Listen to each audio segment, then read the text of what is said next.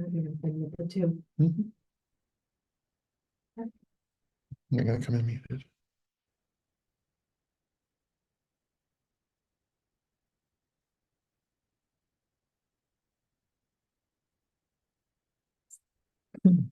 Hey, everybody. I think people are just joining now or watching the feeds. A few people from Zoom, a bunch of people on the Facebook feed.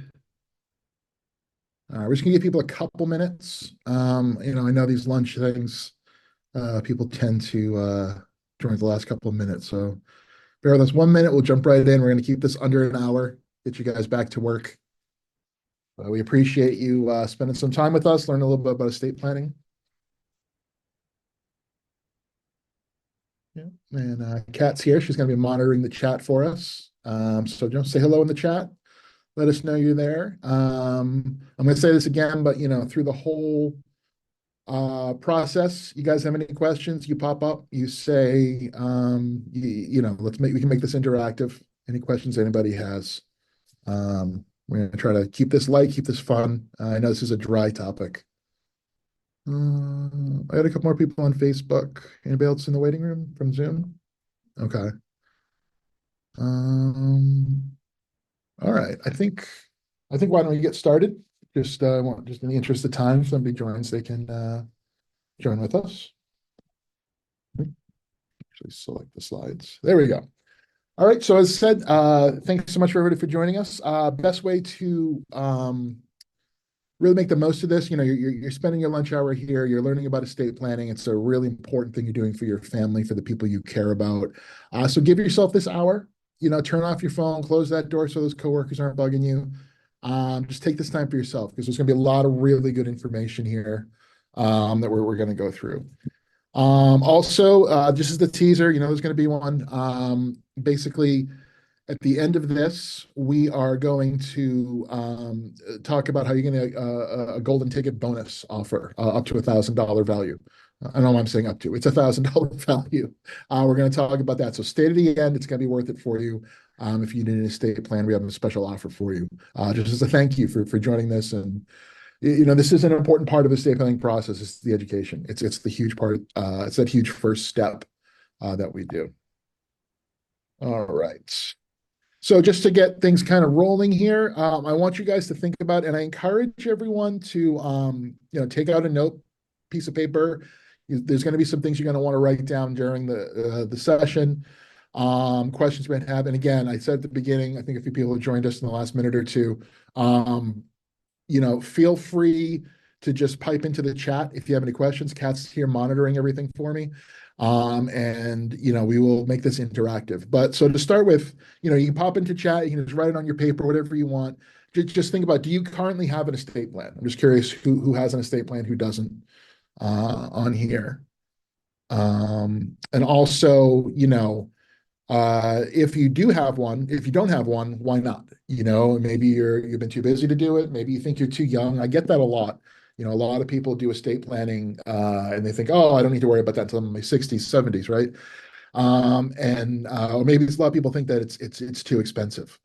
And we're gonna address all of those concerns today. And spoiler alert, you're not too busy, you're not too young, and it's not too expensive. We're gonna help you out in all of those things. Question 3, if you do have an estate plan, why are you here today? Is it to get a better understanding? Do you want to make sure your plan? Maybe you did what we like to call the budget bot plan. You went online, willsandtrust.com or law.com, something like that, and grab some quickie documents online. Maybe you did a plan like 15 years ago. I had a client in this room last week who came in and he said, hey, I did my plan 15 years ago. Is that good? And, there was a lot of things in there that surprised him.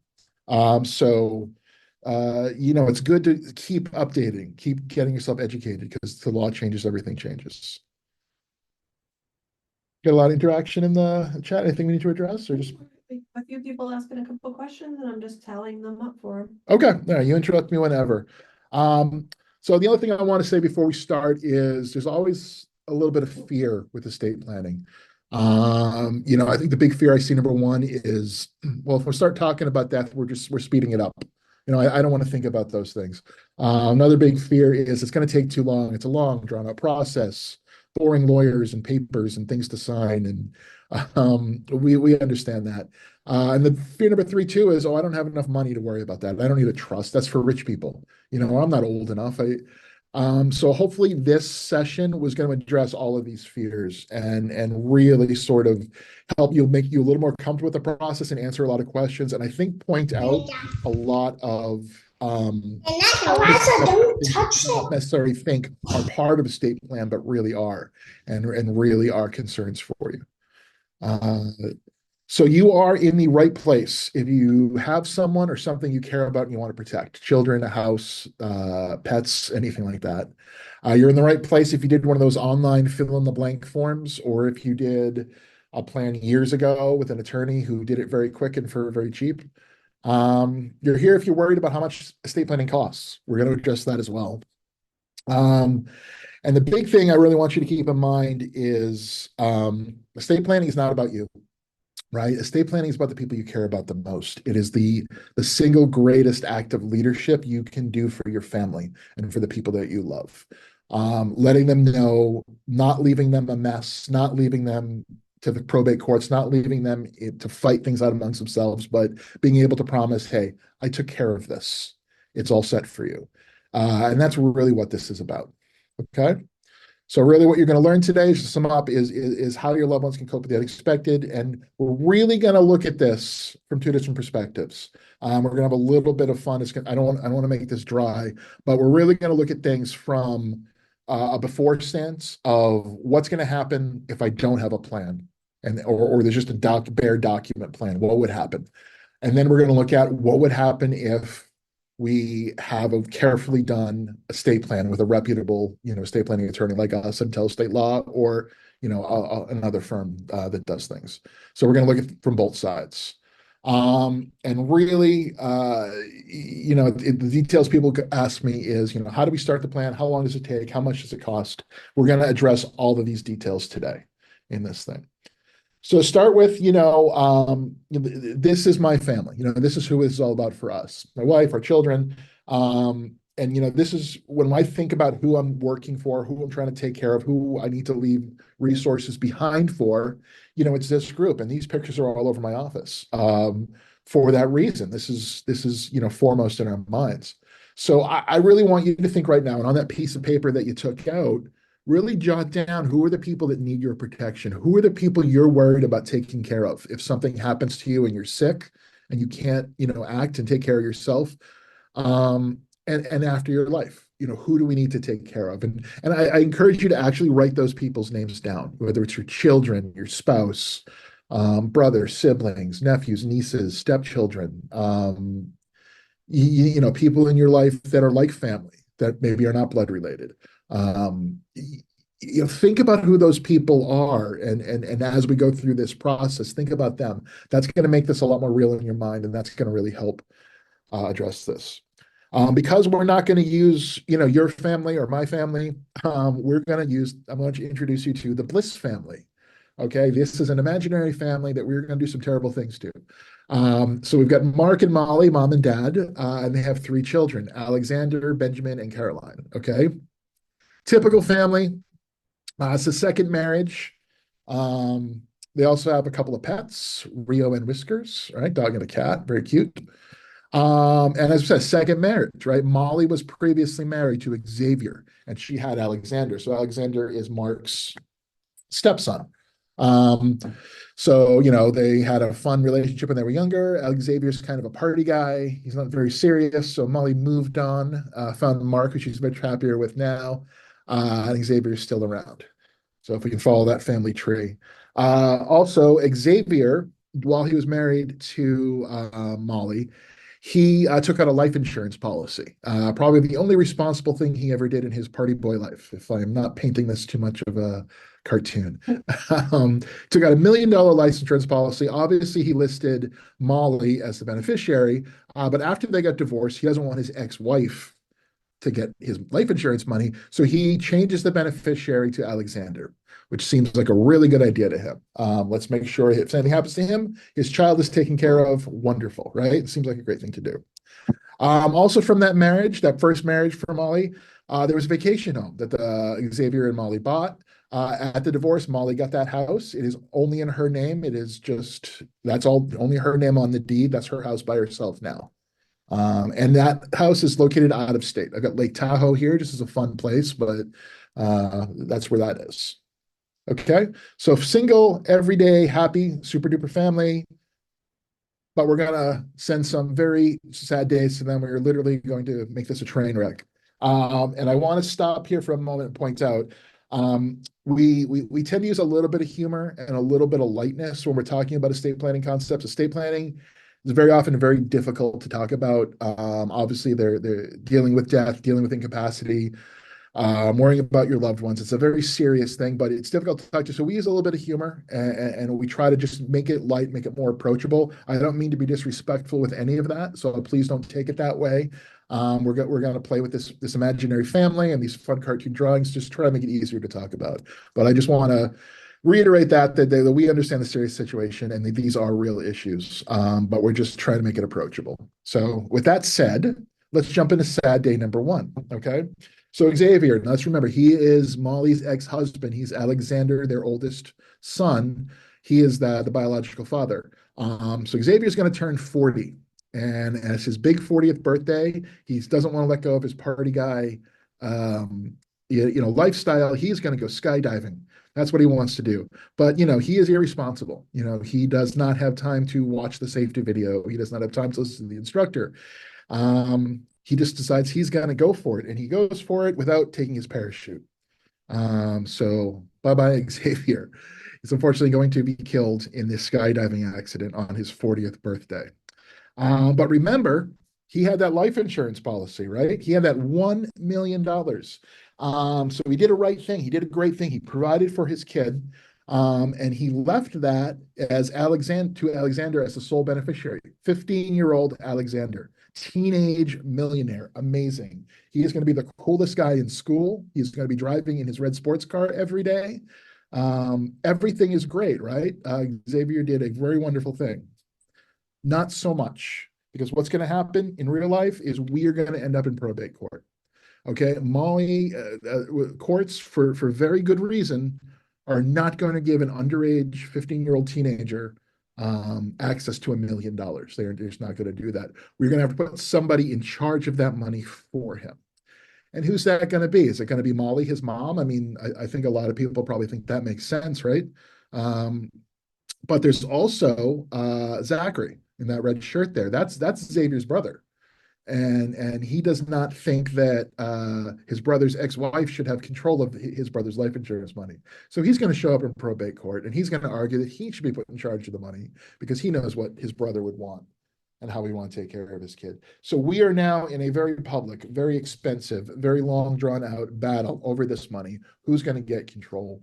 They're going to go after Molly's going to have to, list her financial details. She's going to have to, in a very public way, fill out forms, have background checks done. It's a process, and this is not what we want to happen. And question for the group, who do you think the judge is going to pick? What makes sense? Should the judge pick Molly? Should the judge pick the brother Zachary, the uncle? What do you think? Well, it really doesn't matter what we think because we don't know. That's the real answer here, right?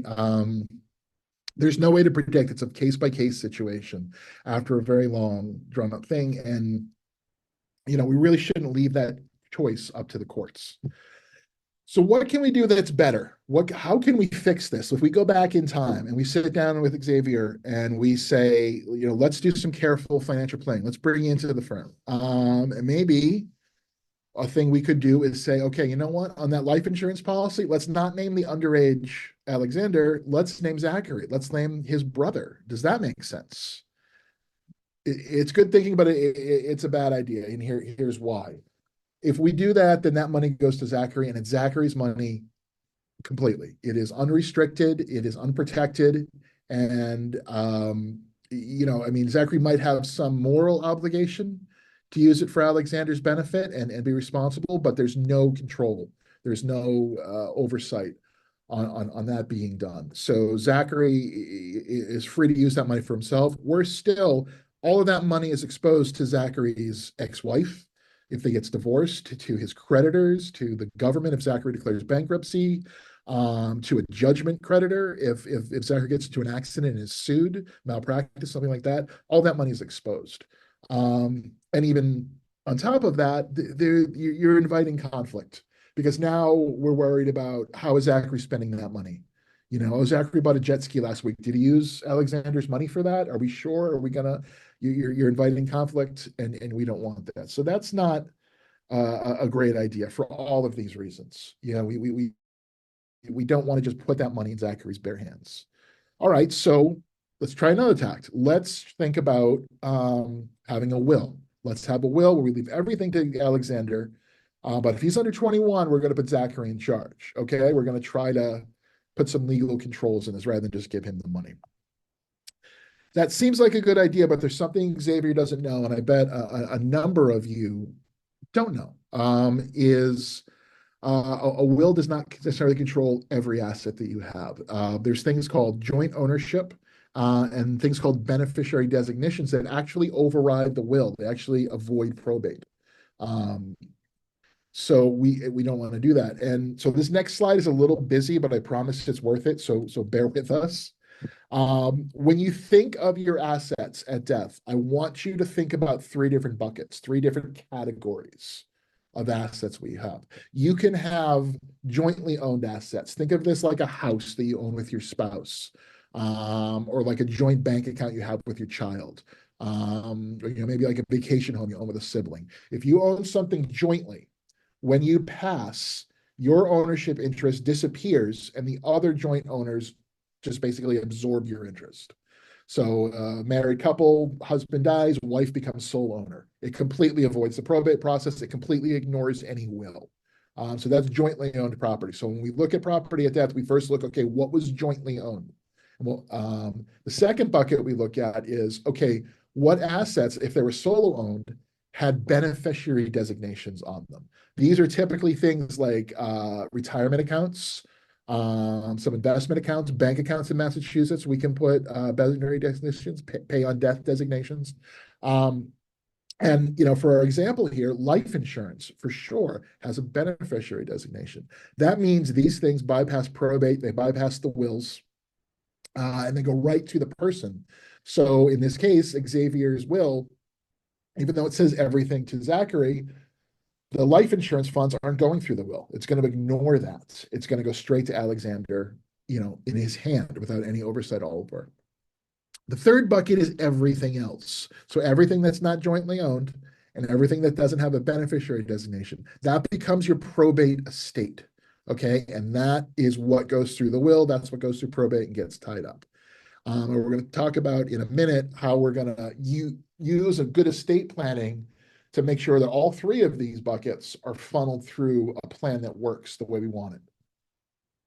And then just to really hammer this home, the big myth is that a will does not avoid probate court. A will fails in two really important ways, and the most important one is it doesn't avoid probate. You can leave everything to someone in your will. They're still going to have to spend a year or two in the courts and a lot of money fighting to just sort of get all that process in the court, allowing you the property to transfer. We don't want that to happen.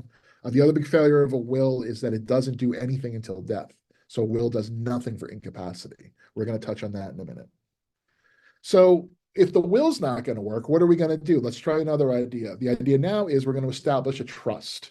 That trust is going to say, I leave everything to Alexander, but if he's under 21, let's put Zachary in charge. And I think you're out there saying, I bet in the chat, isn't that exactly what we do with the will? It is, but a trust works in a very different way. A trust is what we call a will substitute. Okay, it is a legal vehicle that does not go through probate court. And what I like to say about a trust is think of a trust as an agreement between three people. Okay, we have the trust maker. That's the person that creates the trust and then funds the trust with property. The trust maker gives the property to the trustee. That's the person who's responsible for controlling all of that, all of those assets. And he controls and uses those assets for the benefit of a third person who's the beneficiary. All right. And during your life, we create grantor trusts where you're all three people. But after your life, in this case, Xavier's life insurance policy can go into the trust held by Zachary, but for the benefit of Alexander. And there is oversight and there's protection, and we can put in language in the trust about how we want that money used. And there's also asset protection built in. We're going to talk about that a little later. Now, if we revisit those three buckets, what we do with jointly owned assets is instead of owning your joint share in your own name, you own it in the name of the trust. The trust outlives you. So when you die, the trust doesn't die. That share is still owned and your interest doesn't vanish. Your interest is held in trust and used how you want it to be used. Beneficiary designations, instead of naming those to individual people, we name the trust. We just point those right at the trust instead, and then those funds, so in this case, the life insurance policy, could name the trust as the beneficiary. Those funds go into the trust to be used. And again, they avoid probate. And then all other assets, we have those loaded into the trust. We fund those in. That way, they avoid probate court completely. Now, when we think about a trust, I really want you to think about a little red wagon. You might have had this when you were little, right? And you put all of your toys in your little red wagon and you pulled it around with you, and none of your siblings could get them, right? They had to come and ask you, and you set the rules for how all of the toys were used. So it's very important, though, that you put the toys in the wagon, and we call this funding your estate plan, funding your trust. And that's a critical point that a lot of firms don't do. And you certainly don't do if you do these cookie cutter budget bot plans online. Making the estate plan is just the first half. The most important part is actually funding the trust, is actually moving those assets in. And that's something that we do at IntellestateLaw Law with every single one of our clients. Either we do it completely for you, or we're going to be there to assist you, give you instructions, be a resource to make sure it gets done, bug you. That's one of the biggest things I do with my clients, is harass them. Did you go to the bank yet? Did you do this? And they love us for it, because, if you do not fund a trust, you don't fund your estate plan, it's just an expensive pile of documents. It does nothing for you or your family.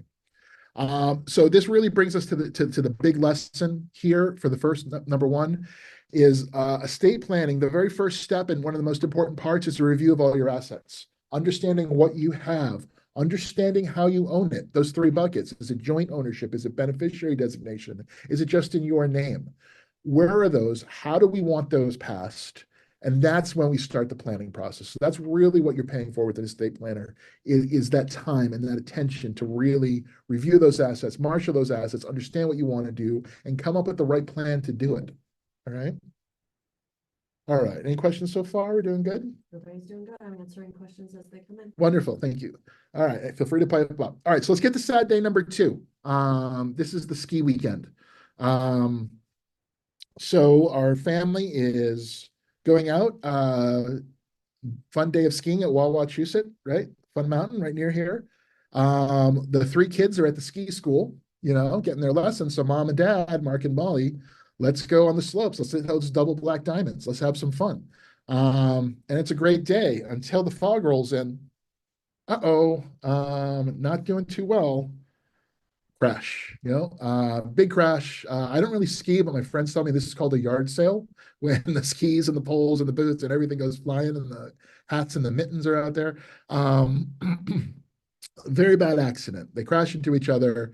Ski patrol, EMS, everyone's on scene. They airlift Mark and Molly to the hospital. Somebody looks in Mark's wallet and says, "Oh, geez, these couple has 3 children. Where are those children? Do we take care of them?" They call Molly's friend Dina, shows up at the hospital when she gets word, and she's going to take care of him. Dina calls Mindy, who's Molly's sister. Molly's sister, Mindy, is in Texas. So she's looking to get an airplane ticket to try to get out there to take care of things.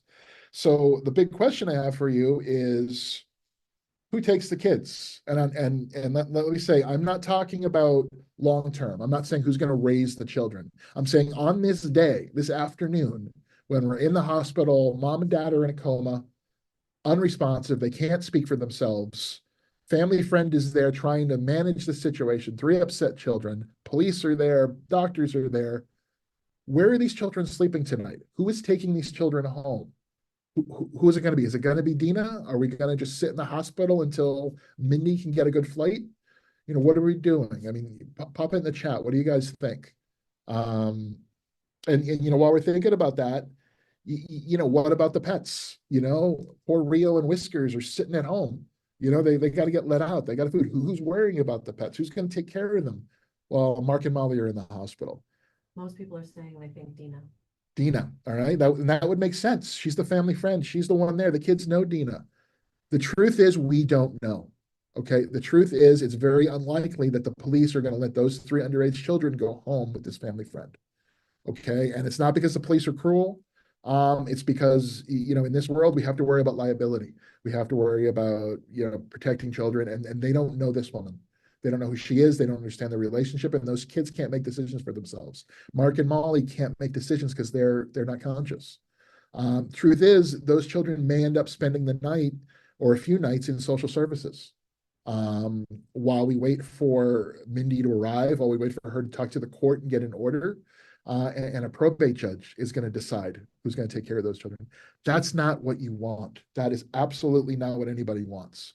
In that horrible day to have to worry about this. So what can we do that's better? What can we do? And what we're talking about is short-term guardianship. Again, this isn't the long-term guardianship. This isn't, I want my brother to raise my kids if something happens to me long-term. This is who that day is going to be there.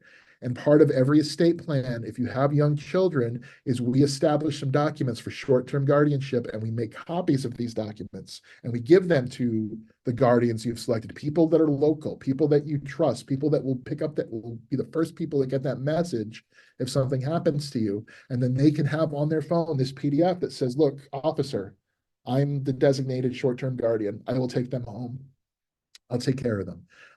It's critical. It's a critical part. And not everyone thinks that this is part of an estate planning process, but this is part of it. It is 360 degrees of thinking about how we take care of those people we care about, those people that you wrote down on the paper. How, not just who's getting the house, who's getting the life insurance, but if we get sick, if we get hurt, who's going to step up? And even the pets, we have provisions. Who's going to go take care of that dog? Who's going to let the dog live with them for a few days? So these are things we need to think about. All right, now let's move on to sad day number 3. Molly's injuries are going to linger. Okay, Mark's okay. He's on his crutch, but Molly is still in that coma. It's not going well. And again, we're making light of this just to make this approachable, just to make this a little easier to talk about. This is obviously a serious situation. But Mindy's, in the airport, Mark's there. Molly can't make decisions for herself medically, right? She can't talk. She also can't make decisions for herself financially. Who's going to make those decisions? Who's going to get access to her accounts, her funds? A lot of married couples, they don't have joint accounts, or they have one joint account and separate accounts. Separate credit cards, separate car loans, all of these things. Additionally, Mindy very much wants to talk to the doctor. She's calling the hospital, and she's saying, hey, tell me about my sister. I need to relay this information to our family. HIPAA is going to prevent that doctor from even talking to her. It's not the doctor being cruel. These are the laws that are in place. So Mindy's frustrated, and Mark's running around. They can't get this information.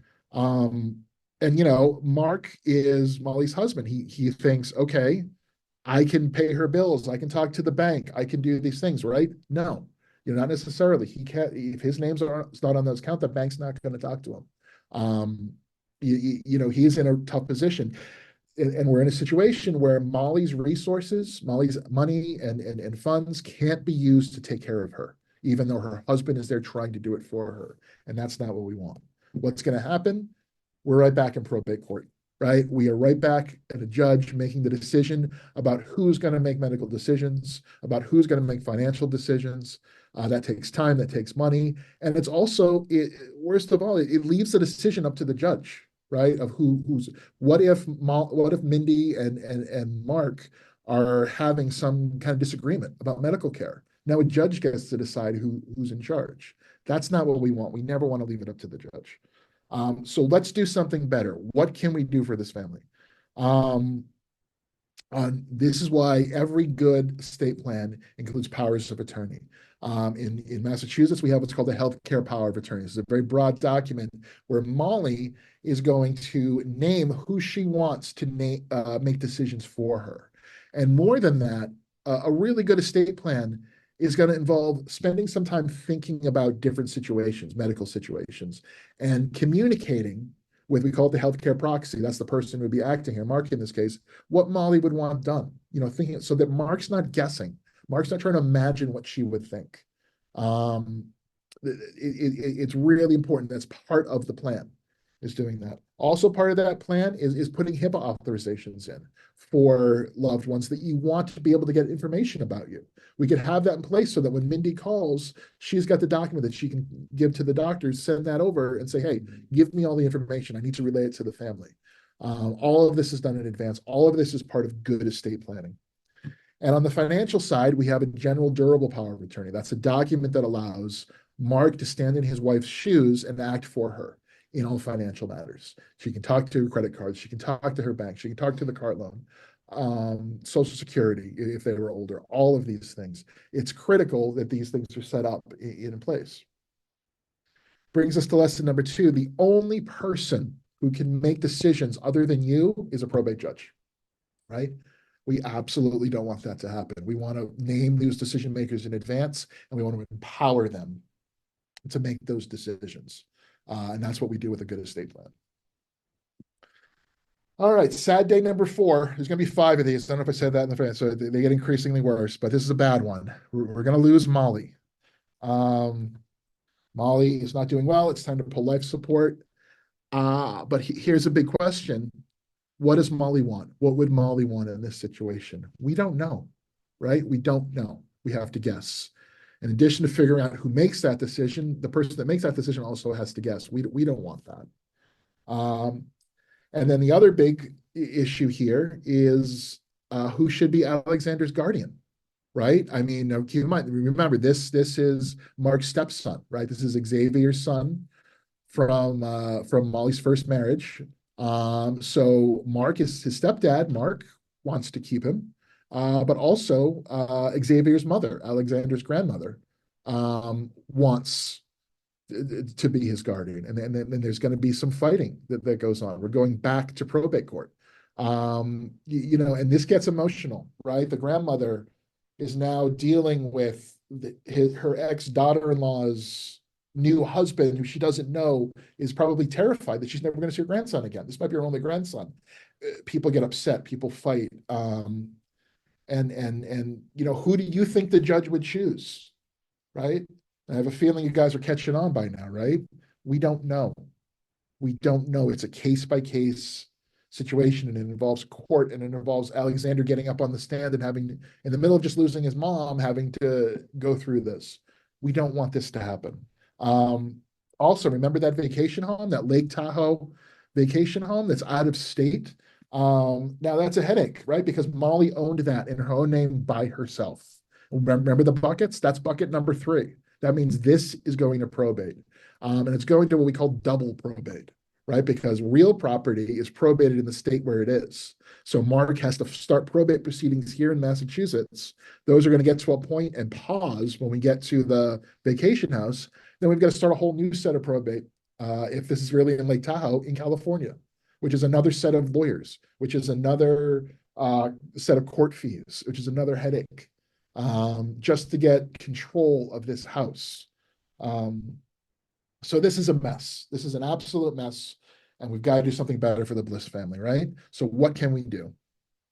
Well, if we do careful estate planning, and we've kind of teased this already, Molly's final wishes are known. A big part of that plan is getting those wishes documented, communicating with her husband, letting her know what she would want to happen, and empowering him to make those decisions. Also naming who the guardian of her children are going to be. All right, if Alexander's going to go to Mark, that's done. That's written down, and that's we don't have to go to court. We don't have to fight about it. We know what's going to happen. All part of this planning, and even the relationship. Right, we can still even put documents and letters and to make her wishes known that Alexander and his grandmother still maintain their relationship, but that's important. And so that avoids that conflict. Grandma knows that she's still in his life. And that's something that her ex-daughter-in-law made sure was not going to happen. Very important. And then that vacation home, right? That vacation home is not owned in Molly's name. If we do an estate plan, what we're going to do is put that in a trust. So that vacation home stays in the trust even after Molly's life, and Mark gets control of it. And it's by the stipulations of that trust that avoids probate altogether. And again, we're going to hit this again. And I'm saying this 3 times in a row. If you write nothing down from this webinar, you must fund your trust, right? If we didn't put that vacation home in the trust is useless. That house is still going through probate. So you got to put the toys in the wagon. That's the most important thing. Whether you do a plan with us, whether you do your own plan, whether you do a plan with another firm, please keep that in mind. You've got to put the toys in the wagon. All right, last sad day, I promise. So life has gone on, 15 years have passed, but it's finally Mark's time. All right, Mark's going to do it. But the saddest thing of all is, despite all of the mess that we've just talked about so far, all of the problems with the life insurance policy, all of the problems with Molly's, individually held assets and the custody battle, Mark still never got around to doing his own estate plan. You think he would have learned, but he didn't. So now we deal with all the same problems we talked about, but let's talk about a couple more that come up at this point. The first is what we call estate tax. You might have called it death tax. Who comes first? When it's time to get at the assets, and the answer is the government, right? The state, Massachusetts, and the IRS, they're always going to come in and going to get that cut first. For the IRS, anything above 13.6 million is taxed at 40%. That means pretty much no one has to worry about federal estate tax. However, that's going down to about 7 million at the end of next year, December 31st, 2025. We expect that to revert back to about 7 million unless Congress makes some changes. So that's still pretty high for most people, but it's something to keep in mind. The bigger issue is the Commonwealth, Massachusetts. Our threshold is very low. It's about 2 million, which sounds like a lot to most people, and it is. But honestly, if you have a home, I saw news last night that the median home in Boston right now is $1 million. So it doesn't take much to get to that value. You have a home, you have a few retirement accounts. People can hit that $2 million threshold pretty easily. I mean, keep in mind these retirement accounts and these investment accounts you have are going to continue to increase in value. It happens very quickly as you get older. So estate tax is a very real issue. Just as an example about that, I mean, think about Prince. He had a $300 million estate when he died several years ago. How much do you guys think, got pulled? How much did the federal government take from his estate of the $300 million? You can just pipe it in the chat if people are still typing. Some people said 10%. Somebody said 25%. Somebody else said 50%. Oh, all right. So not some bad guesses.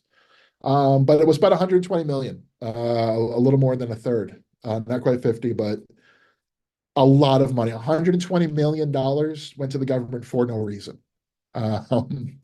That's a big bite. And we want to avoid that. And with a good, and most clients are not going to be that extreme, but it is still pretty hefty. At Massachusetts, it starts at about 10% over 2 million.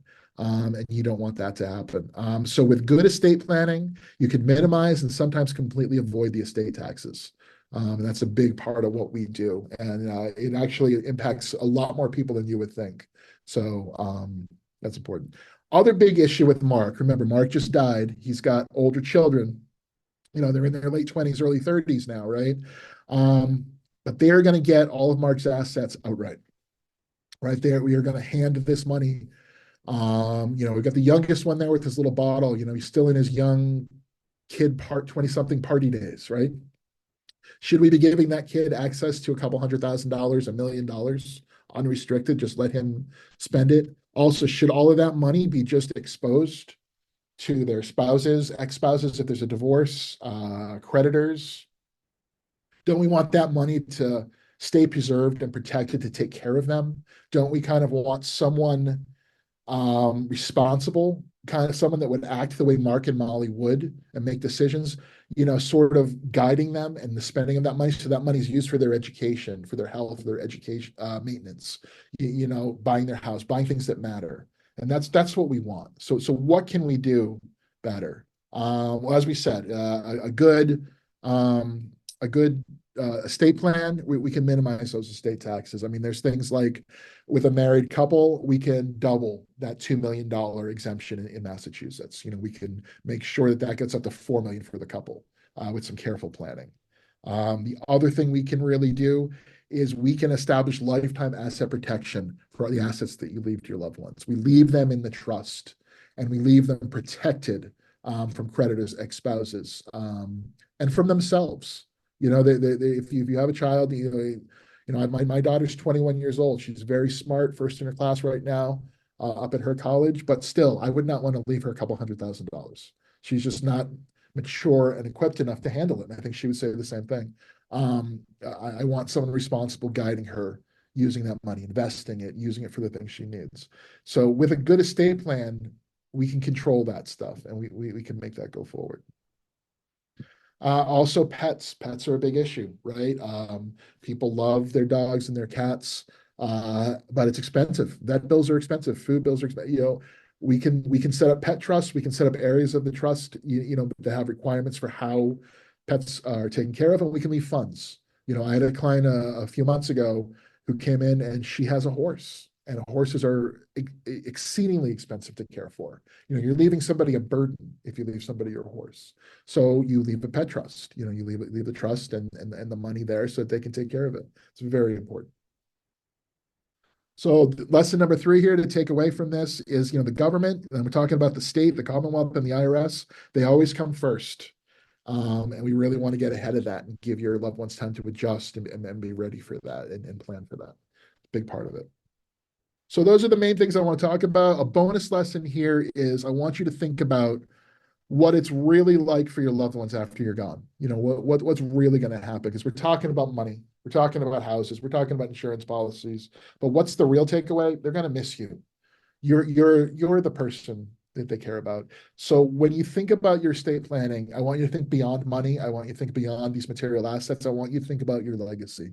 I want to think about those immaterial things that you're leaving behind, and it's your insights, your values, your stories, your experiences, those sentimental objects.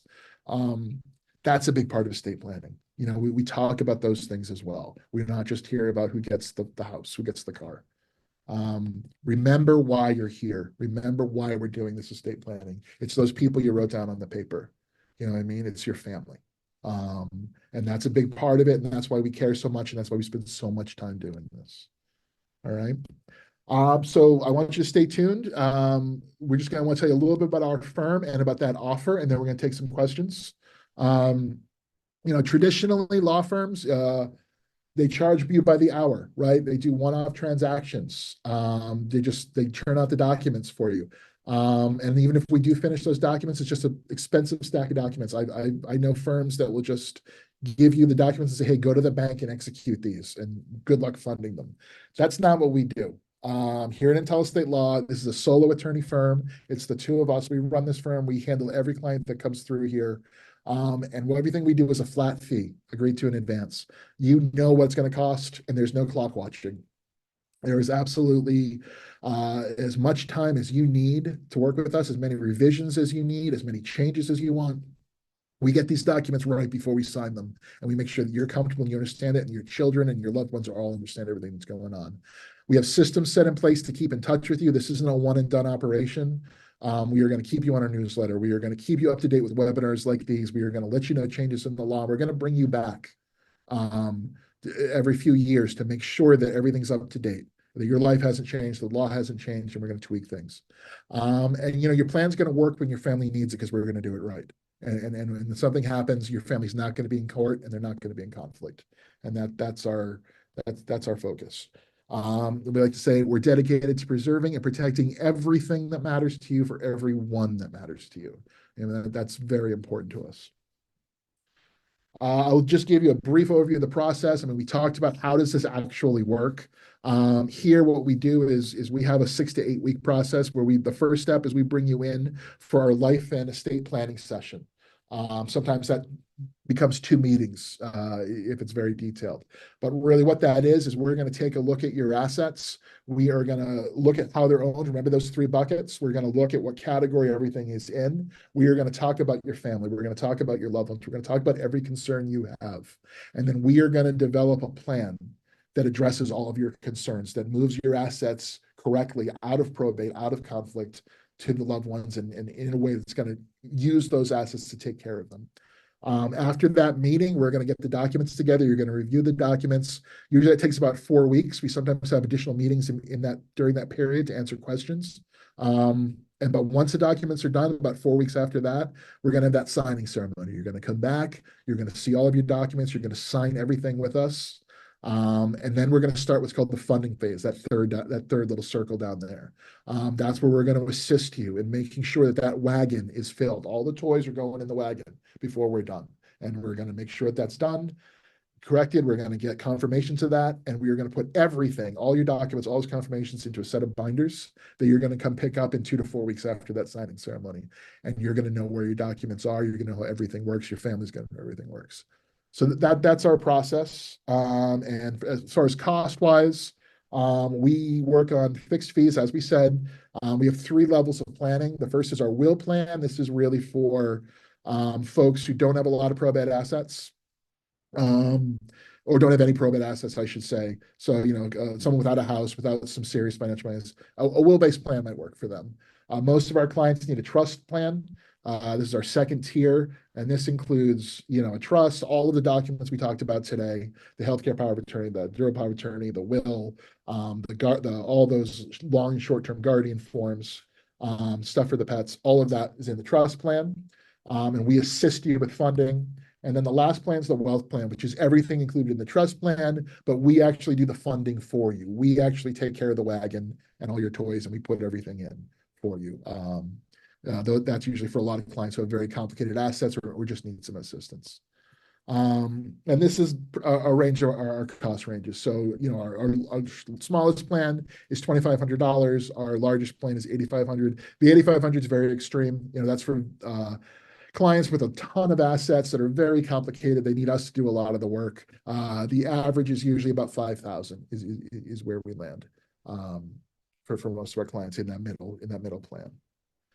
All right, now, as I said, we are going to thank you so much for staying to the end of this. We're going to do a little Q&A in a minute, but I just want to give you that reward for who we're talking about here, the $1,000 golden ticket. So that first step in the process, that 2-hour life and estate planning session where you come in and we marshal the assets. I explain to you about estate planning. We develop a plan for you. That's the first step. I usually charge $750 for that meeting, but because you've all attended our presentation today, so if you write to Kat right in the message right now and tell her that you're interested, we are going to waive that fee. So that's $750 planning session, you get completely free. And again, that's no obligation. Come in with us.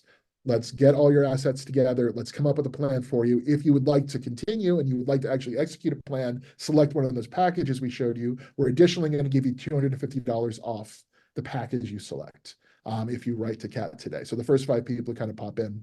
A couple people on Facebook you get the either way. So whether you're in Zoom or whether you're in Facebook, Kat can see both. So go ahead and let us know.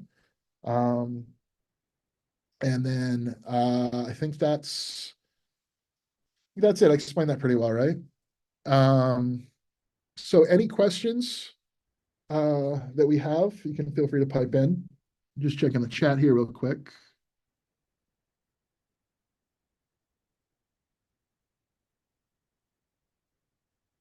Good, okay. Oh, I see. Oh, you're answering. Thank you. I'm like, how am I answering?